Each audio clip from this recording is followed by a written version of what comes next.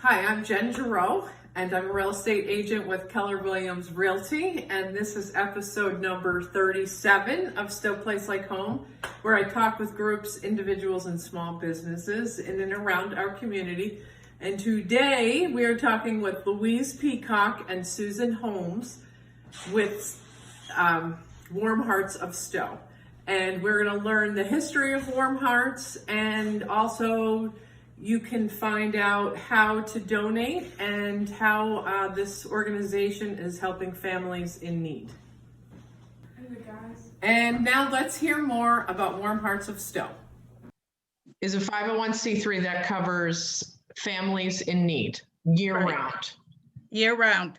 And we're only for Stow families. So our families include all types of families. We have a lot of families with kids.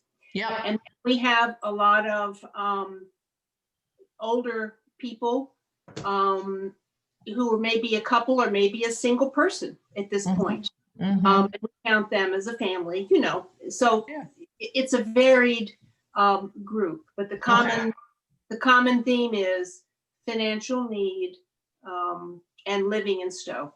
Okay. Can you talk a little bit about the confidentiality and how this is kept private so that families are not? Yeah, we do. We have most of the, we don't go out soliciting for families. The families come to us. A lot of it is word of mouth. School nurses, teachers, pastors. We work with St. Vincent de Paul.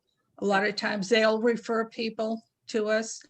And in the different organizations, sometimes there's someone that all of a sudden is either got a major illness where they need assistance, or and their name comes forward. And we have our application is on our website. They can download it and send it to us, or they can give us a call. We have our phone number.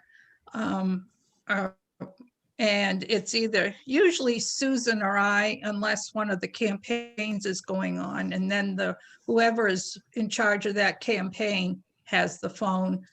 But it's usually Susan or I that has, we call it the bat phone. But, and people can contact us. And we've done a lot of emergency food cards this year with the COVID. But, you know, our seniors sometimes, you know, 5-week months are tough for some people on a Fixed income. Yeah, fixed income. Talk to me about how the process works for families in need and how you get them to enjoy a nice holiday, Christmas time. Want to talk about Christmas? Sure, Yes. please. Okay. Susan's in charge. Yeah. So I've done toys for kids in Stow for, I don't know, at least 25 years. Terry Annapole, who no longer lives in town, and I used to get toys for Val's Project, which organization which preceded Warm Hearts. Yeah. And we'd get a list from Sylvia, how many children she had, what ages, boy, girl, and we'd go out and buy toys and deliver them to her house, because everything was confidential. We didn't know for whom we were buying. We just bought, you know, per her vague instructions. And so we did that for years and years and years. And then, of course, Val's Project went away when Sylvia and her sister Vivian retired and quit doing it. And then Louise started up Warm Hearts. So we had been doing that over the years. We, in the old days, would just buy a couple of gifts for each kid in each age, sex category. For example, we'd buy Bath and Body Works sets for all teen girls, you know, or Barbie dolls for all girls ages, I don't know, 5 to 8, you know, Hot Wheels cars for little boys, that kind of thing. And we try to keep track of what we got each year, so we get different toys the next year. Mm-hmm. So it was not the best system.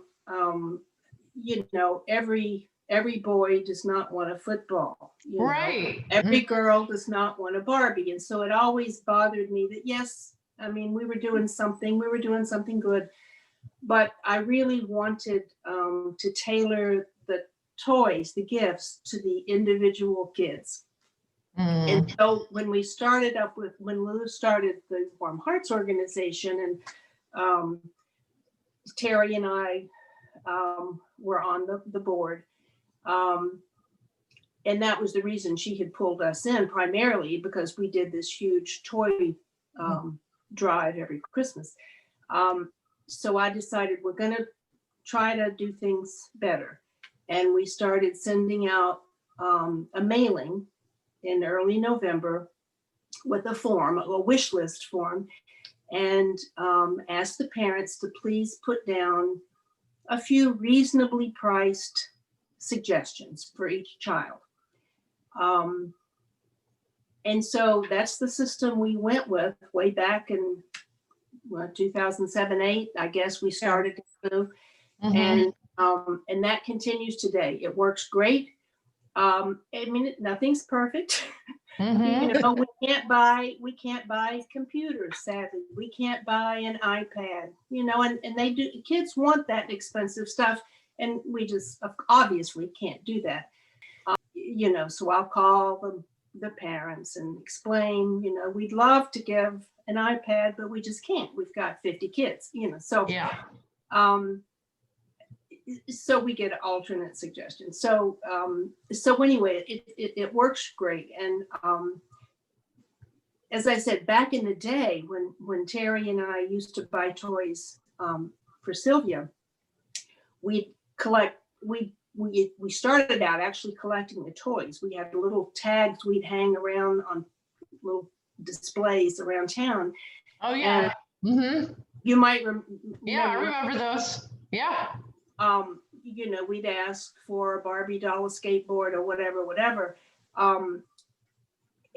But then when we migrated to this trying to fulfill individual wish scheme that we're using now, we started collecting just money, and then we buy the actual items. There's just not time between getting in the wishes, you know, and actually delivering the gifts to operate this whole big process of putting out individual requests and hoping that they come in from the community.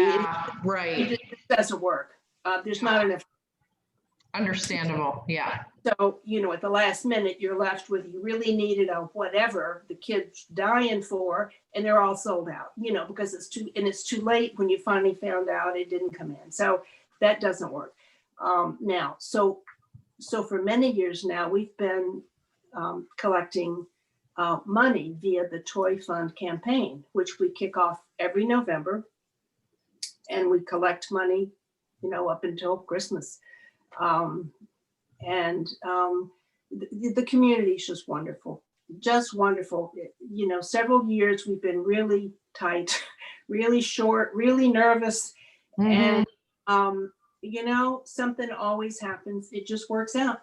One year, I remember, this is a while back, the police came through. They gave us $1,000. Oh, that's They awesome. knew that we were short that year. And so they have a little benevolent fund, or I'm not sure it's the correct name.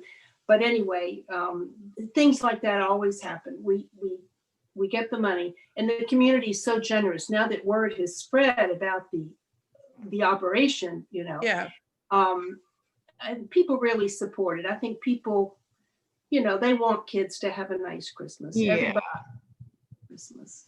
Kids, every kid should have a great Christmas if possible. Louise, you also get some gifts for adults too, correct? Yes. Something to. Yes. We, the adults also put down wish lists, and, you know, a lot of it is, sometimes it's a winter coat, sometimes it's boots, lot of slippers and bathrobes this year. Yes, I'm sure. Just telling us a little bit about Warm Hearts and how you two got started and how it's grown. Shall I begin, Susan? I was a school nurse in Mhm, the Neshoba district for 23 years. mhm. And in 2007, when I was about to retire, through the years, we had used what was called Val's Project. Yes. She was a community nurse here in Stowe. And the woman that took it over, Sylvia Estabrook, retired. And all of a sudden there was this flurry amongst the school nurses because that was the only thing available at the time. I mean, for a long time, we didn't have a food pantry or anything. So actually, it was a group of the school nurses. We kind of put it together. They called me as I was retiring and Of said, course. I said, wait a minute. But I said, if I was going to do it, we were going to become a 501c3. Mhm. And we were going to have a board and it was going to represent the different organizations in town.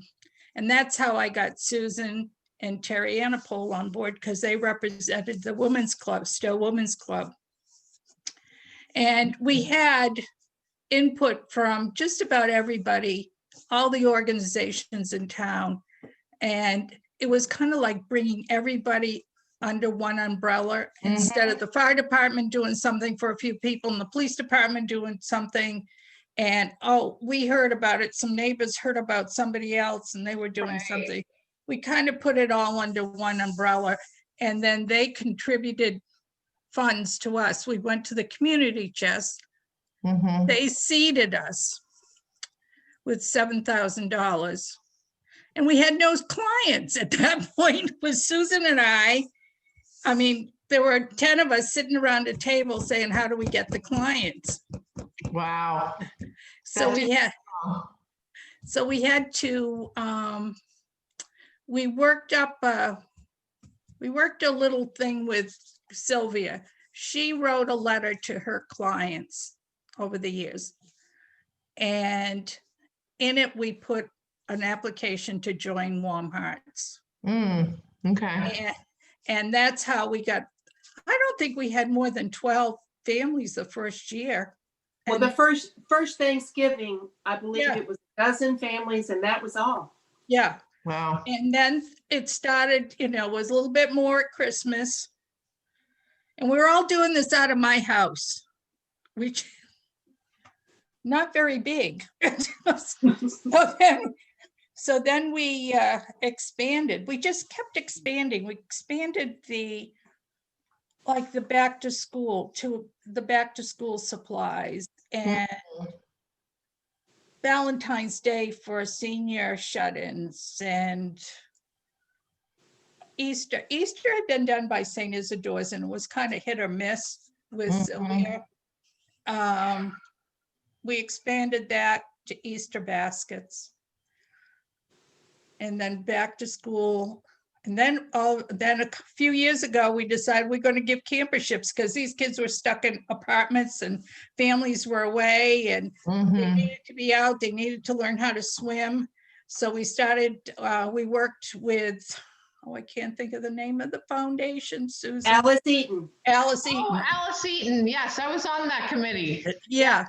Oh, well, thank you. Thank you very much. Don't have it anymore. So now Yeah. we need more donations. We've met some really wonderful people throughout this. A lot of these people are very transient. They come and they go, but we've had a few that have been with us since the beginning here in Stowe, and our seniors just love to see the girls come with the deliveries for them. I'm sure.